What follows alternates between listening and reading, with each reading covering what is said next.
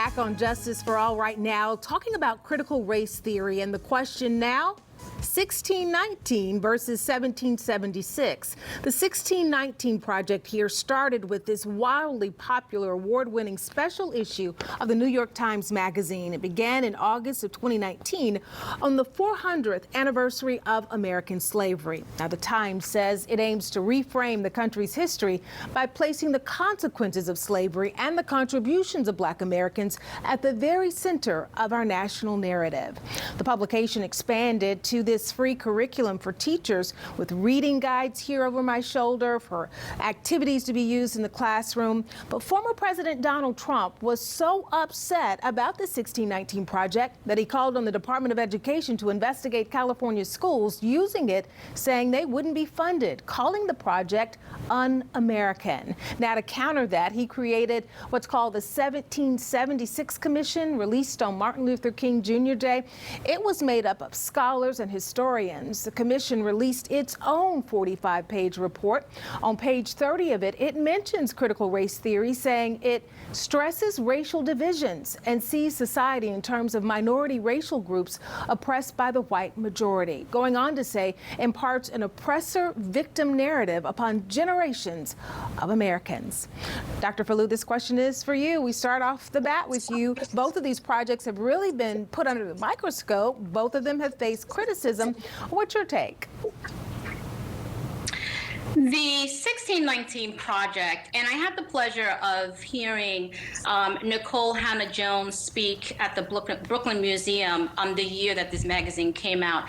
And it was just a reminder, all the celebratory and acknowledgement that took place that year in New York City and beyond, even globally, to acknowledge not just the social historical richness and history, but the deep impact, right, that racial relations has had in this country.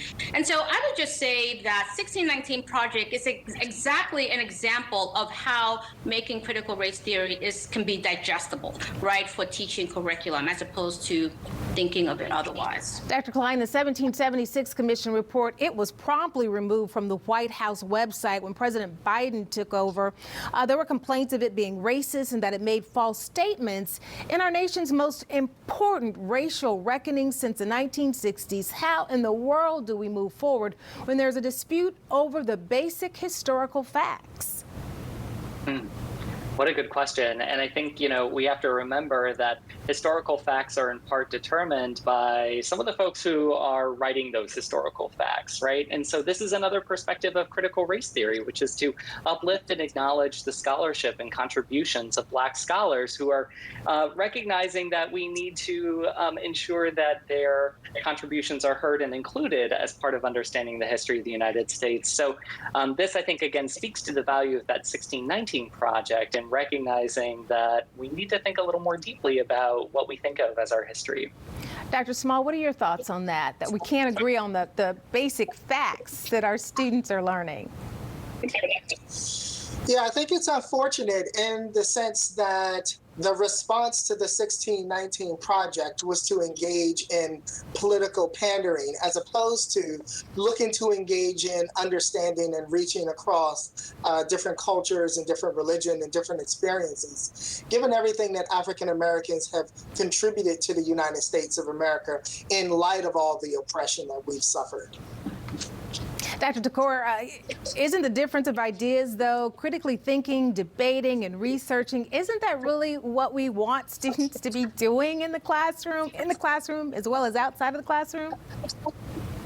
So, a couple of points. I think it's very telling that the previous administration came out with this report that very obviously mirrors the titling of the New York Times articles, right?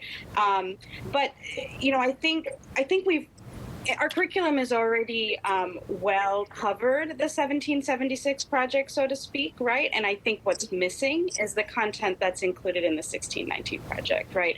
And specifically, right, understanding how Black oppression in our society has contributed to every aspect of our society, and understanding that didn't just start, that has always been fundamental.